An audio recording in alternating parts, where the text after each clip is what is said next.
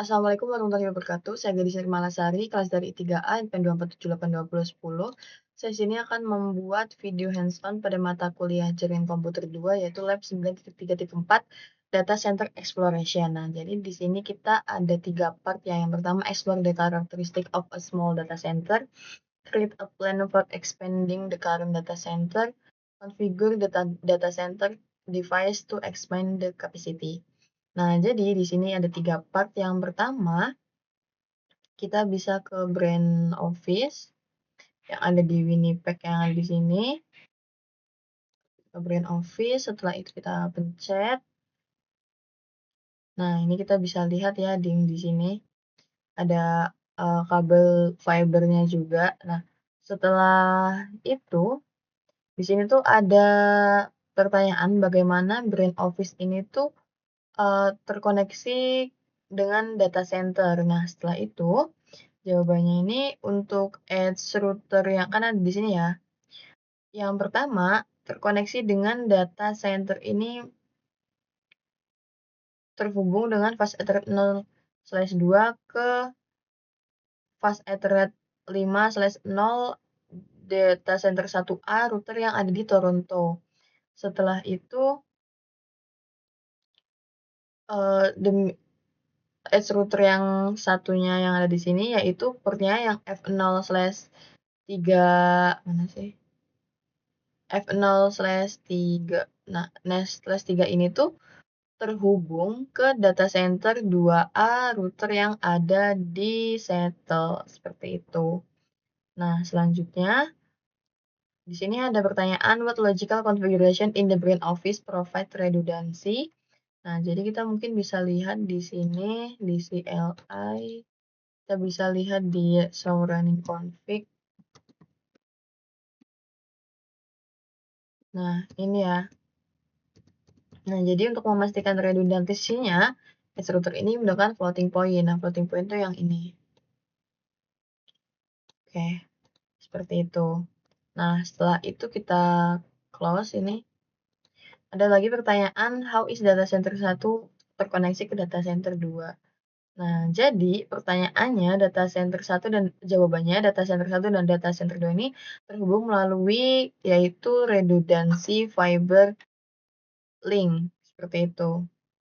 Yang selanjutnya ada lagi how are the device data center 1 physical organized, yaitu bagaimana perangkat di pusat data 1 diatur secara fisik. Nah, perangkat itu diatur dengan cara yang sangat logis ke dalam rak redundan sehingga jika ada rak yang gagal, rak redundan dapat mengkompensasinya. Nah, salah satu fitur desain utama dari pusat data adalah standarisasi tata letak peralatan sehingga memiliki fleksibilitas dan tidak dibatasi oleh tata letak peralatan. Lalu selanjutnya ada does the data center 2 equipment layout differ from data center 1? Apakah tata letak peralatan data pusat 2 dan berbeda dengan data pusat 1? Ini tuh jawabannya enggak sih, teman-teman. Jawabannya sama. Sebentar. Ini tuh nggak bisa kita geser juga. Gimana ya gesernya? Tuh kan, nggak bisa digeser. Cara satu-satunya itu kita close. Kita close, kita buka lagi. Sebentar ya.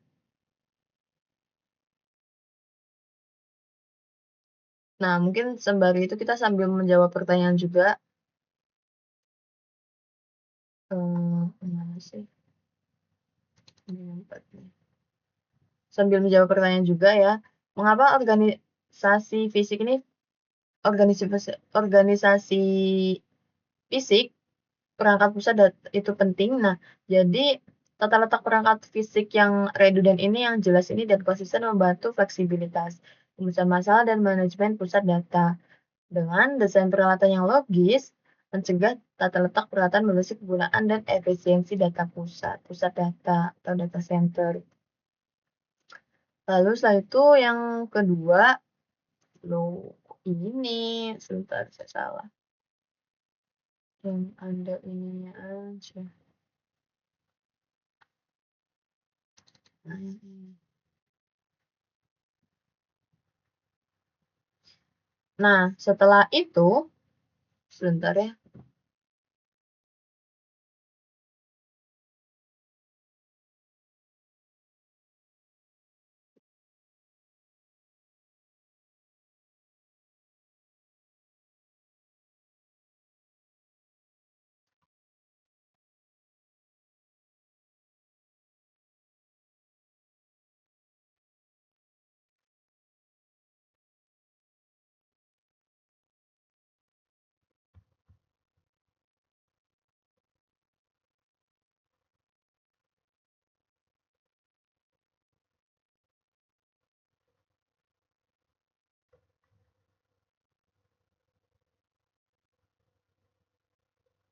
Loh, astagfirullahaladzim, salah juga, gimana sih? 934. Ini tadi mana ya? Ini yang 2, yang 198. Bentar, guys. 934.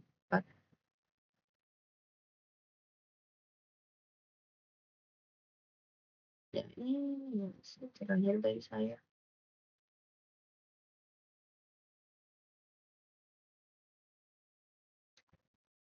Kayaknya yang ini deh.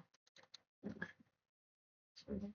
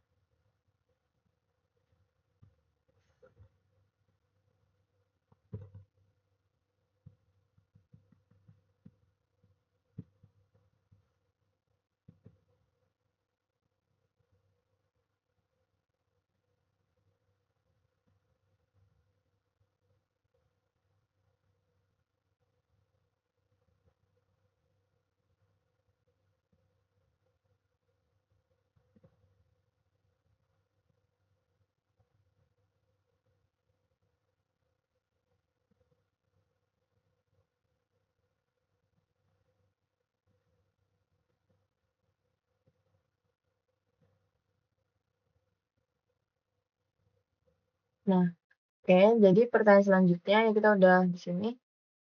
Mungkin kita langsung lanjut buat di Toronto ya. Biarin langsung kita lihat data centernya.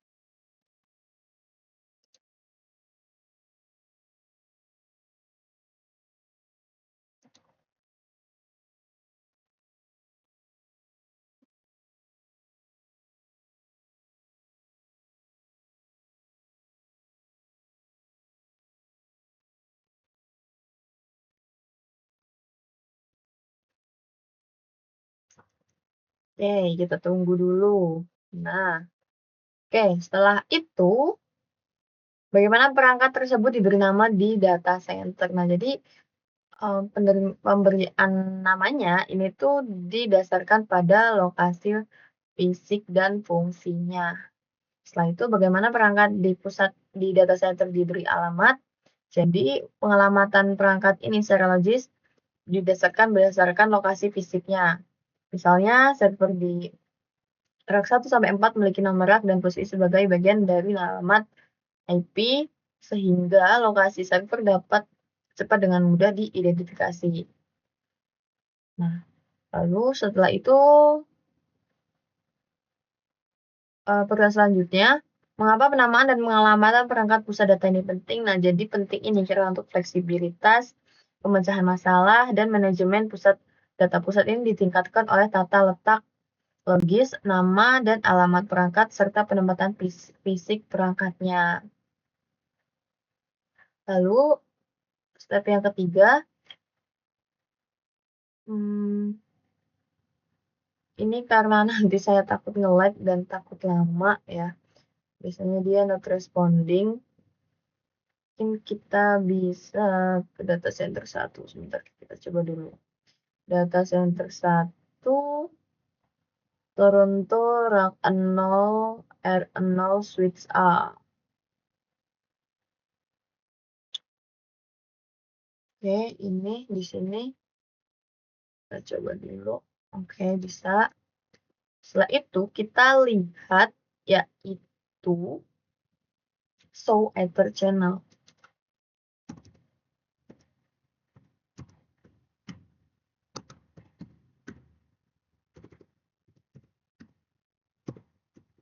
Nah, ini ya.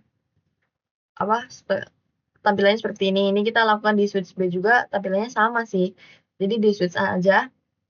Nah, setelah itu ada pertanyaan teknologi yang digunakan teknologi apa yang digunakan untuk menyediakan redundansi dan stabilitas dalam konfigurasinya. Nah, jadi switch tersebut ini merupakan Ether channel yang dikonfigurasi dengan LACP. Ya, protokol LACP. Sebenarnya apa tujuan teknologi ini? Dan tujuannya ini itu memungkinkan beberapa tautan fisik untuk berfungsi sebagai terang dan menggabungkan bandwidth tautan, tetapi juga menyediakan redundansi jika salah satu tautan fisik mengalami kegagalan. Lalu setelah itu berapa total bandwidth melalui port channel 1? Nah, kita ini bisa lihat di show interface port channel. Port channel 1. Nah, bandwidth-nya di sini yaitu kita bisa lihat bandwidth. Nah, di sini nih 200.000 ya. Oke, selanjutnya apa yang akan terjadi jika port fast Ethernet 0/1 pada switch data center 1 rack 0 mengalami kegagalan dan mengapa? Nah, jika fast Ethernet 0/1 pada switch DC1 rack 0 switch A ini mengalami kegagalan, koneksi ke switch master DC1 ini akan tetap aktif dan menggunakan tautan lain yaitu fast Ethernet 0/2 pada switch data center 1 rack 0 switch A. Nah, lalu setelah itu selanjutnya kita akan dari rack 0 data center 1A router di sini. Oke, kita ke CLI-nya. Nah, lalu selanjutnya teknologi apa yang digunakan untuk menyediakan redundansi dan stabilitas dalam konfigurasinya. Jadi router ini adalah pusat data dikonfigurasi menggunakan FHRP yang disebut Hot Standby Routing by Protocol. Kita lihat show standby.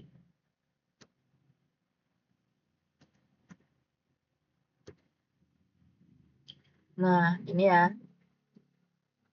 Bisa lihat di sini. Nah, apa dari tujuan teknologi ini? Tujuannya itu untuk menyediakan gateway default redundant jika sebagai dari infrastruktur fisik mengalami kegagalan. Lalu, pertanyaan selanjutnya, router dan antarmuka mana yang akan digunakan sebagai gateway default untuk jaringan 172.16.0.0? Jadi untuk default gateway-nya yaitu 172.16.0.254 ya. HSRP ini dikonfigurasi dengan prioritas 100 pada interface DC1A router fast Ethernet 0 sehingga menjadi antarmuka aktif, interface aktif. DC1B router fast Ethernet 0/0 dikonfigurasi dengan prioritas 50 sehingga menjadi antarmuka siaga. Kita ini melihatnya dari sini teman-teman. Prioritas mana?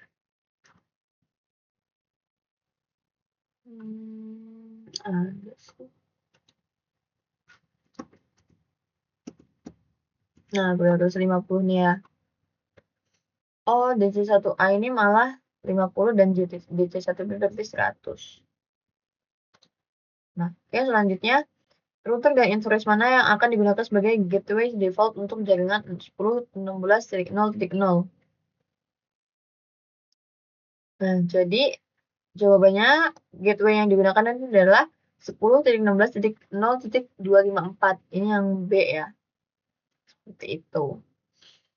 Lalu pas prioritasnya yang B berarti tadi 100. Lalu part yang kedua yaitu create a plan for expanding the current data center. Nah, di sini ada pertanyaan, switch baru apa yang dibutuhkan, bagaimana cara menghubungkannya, apa nama switch tersebut. Nah, jadi untuk rack device yang ada di sini nih semuanya terdiri dari switch Cisco 2960 ya. 2960 ya, yang terhubung ke master switch di rack 0. Ini master switch-nya. Nah, untuk konsistensinya diberi nama sesuai dengan rack-nya nih. Kan S2, rack 1, seperti itu. Nah, lalu bagaimana switch router R5 terhubung ke switch R0? Jadi menggunakan port fast Ethernet ya. Selanjutnya, berapa banyak server yang harus ditambahkan ke rak 5? Rak 5 tuh di sini, guys. Jadi nanti kita buat. Nah, ini sudah saya tambahkan ya, karena kalau nggak saya tambahin ini udah nge-lag, keburu nge-lag, jadi keburu nggak bisa. Nah, jadi di sini ada total 6 server yang ditambahkan ke rak 5. Selanjutnya, bagaimana server harus dihubungkan ke jaringan? Jadi, untuk menjaga konsistensinya dengan data center yang ada, kita menghubungkan menggunakan fast Ethernet 0 sampai 13 sampai 23 pada switch A dan B fast Ethernet 0 sampai 13 sampai 23 juga pada switch B. Lalu bagaimana informasi di atas akan berubah jika menambahkan rak baru ke DC2? Di DC2 ini nama perangkat harus berisi DC2 bukan DC1 dan alamat berubah menjadi 172.30 dengan default gateway 172.30.0.254 yang rak B ini 10.30 dan default gateway-nya 10.30.0.54 ya. Ini dan sesuai rak servernya. Lalu selanjutnya itu konfigurasi perangkat pusat dan configure the data center device to expand the data center capacity. Jadi ini kita udah masukin servernya ke rak 5 ya. Nah, lalu setelah itu kita ganti untuk ininya, ini saya lanjutin karena tadi nge-lag banget teman-teman. Sini lalu kita pasang yang 1 CFE ini ke sini.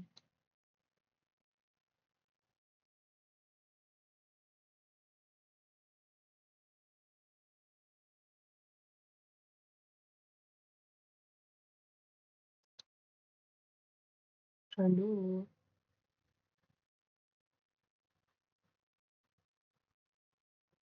Ya sudah, setelah itu kita on-kan device-nya. Udah di sini juga.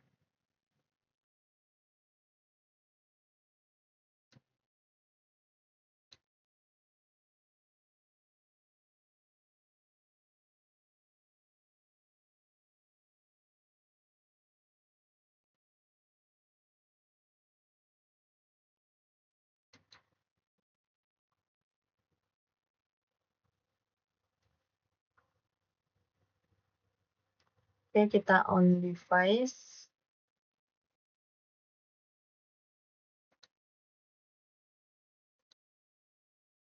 Selanjutnya di sini on dan di sini.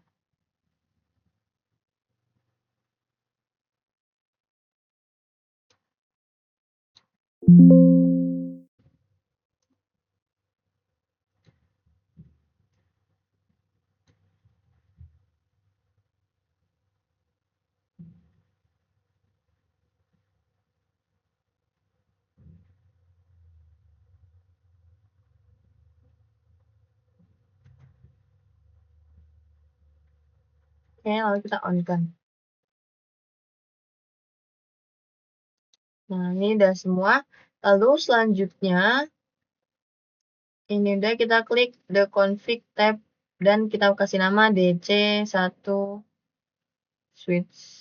Ini copy aja.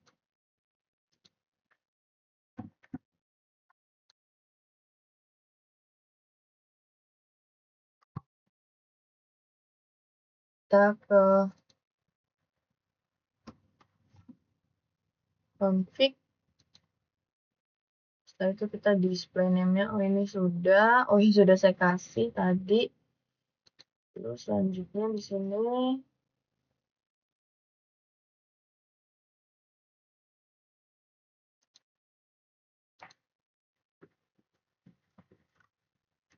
dua.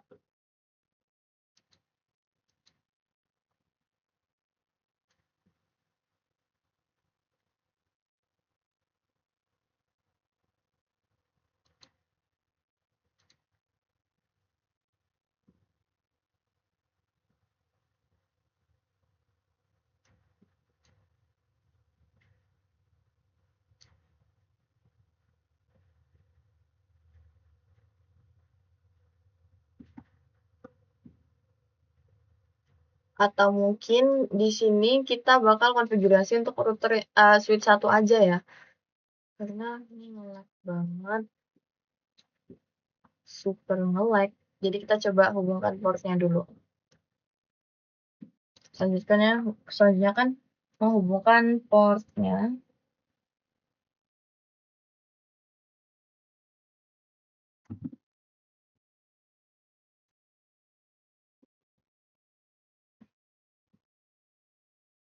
Oke, sebentar kita sambungkan.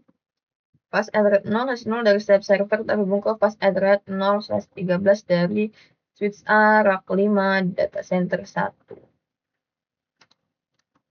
Berarti di sini kita pakai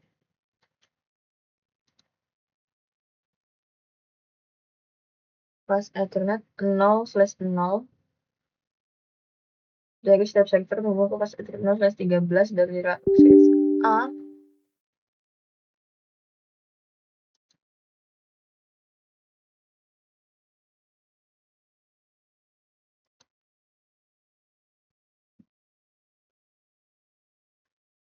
Ini Fast Ethernet 0/0.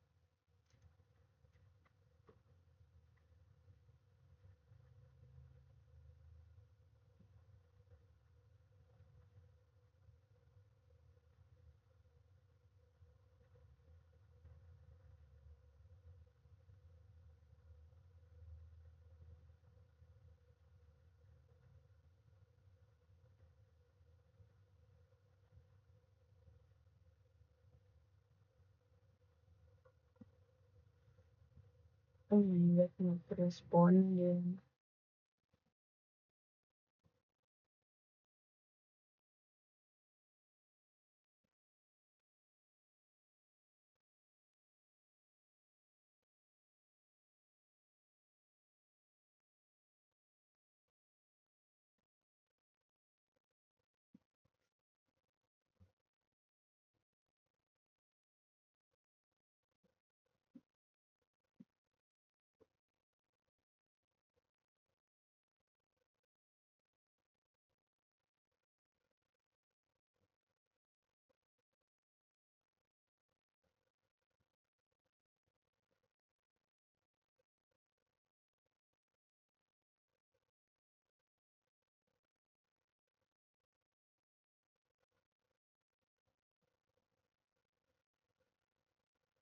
Berarti nggak ke-save dong yang tadi.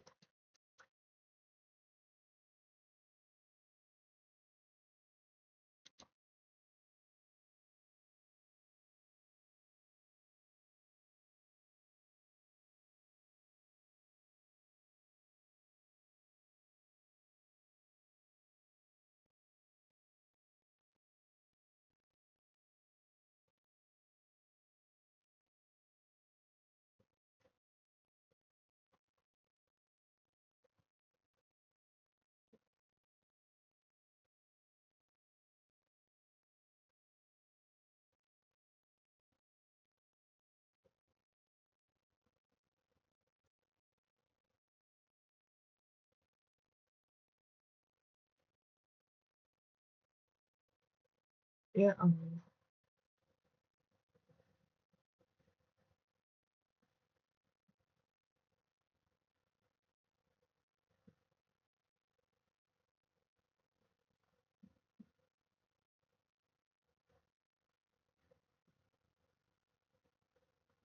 Yang aku simpen tadi.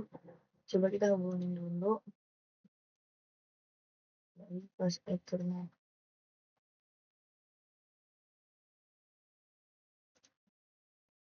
Nah, ini terhubung ke 12.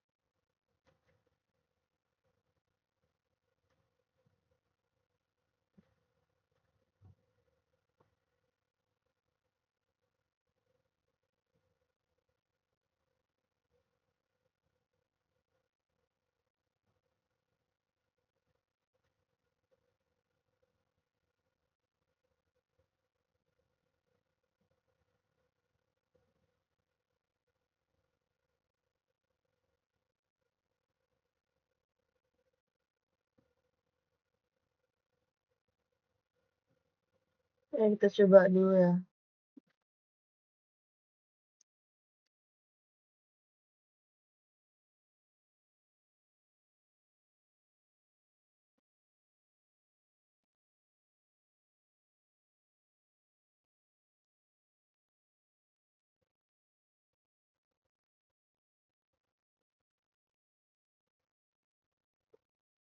Ya sudah.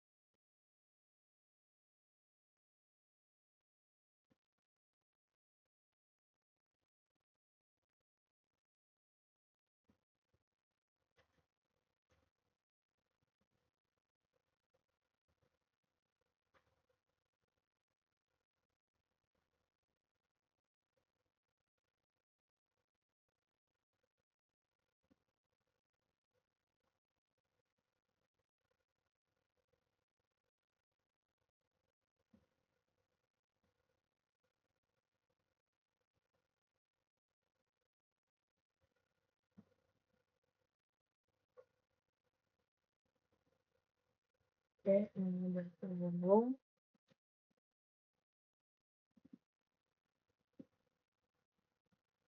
Terus selanjutnya di sini kita kasih nama.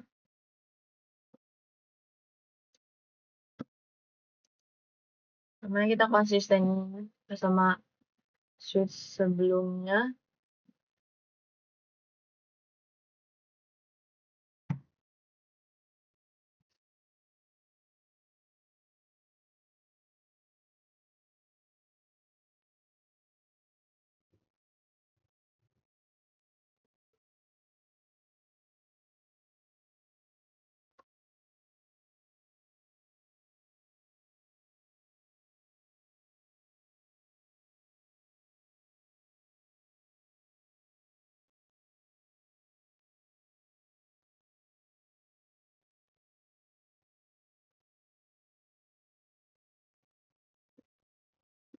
Kita kasih nama yaitu DC Data Center 1.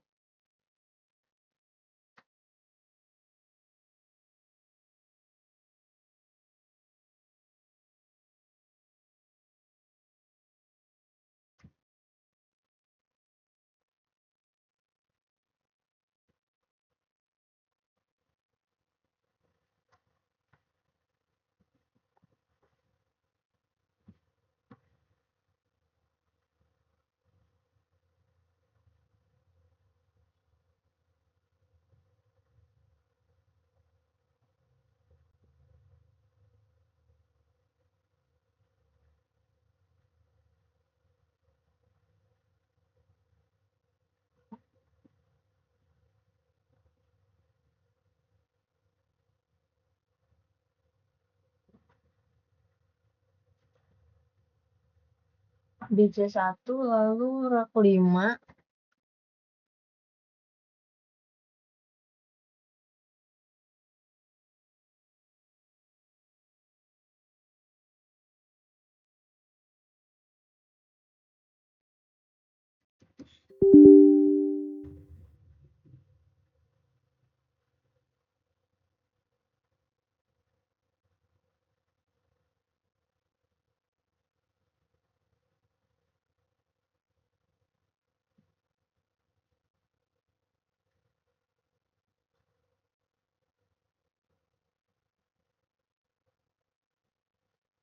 Oke teman-teman, jadi ini karena keterbatasan device, mungkin saya cukupkan saja ya hands-on-nya. Mohon maaf apabila ada kesalahan dan tidak sampai selesai, karena emang ini lama banget, device-nya tidak memadai juga. Oke, tapi kita coba dulu.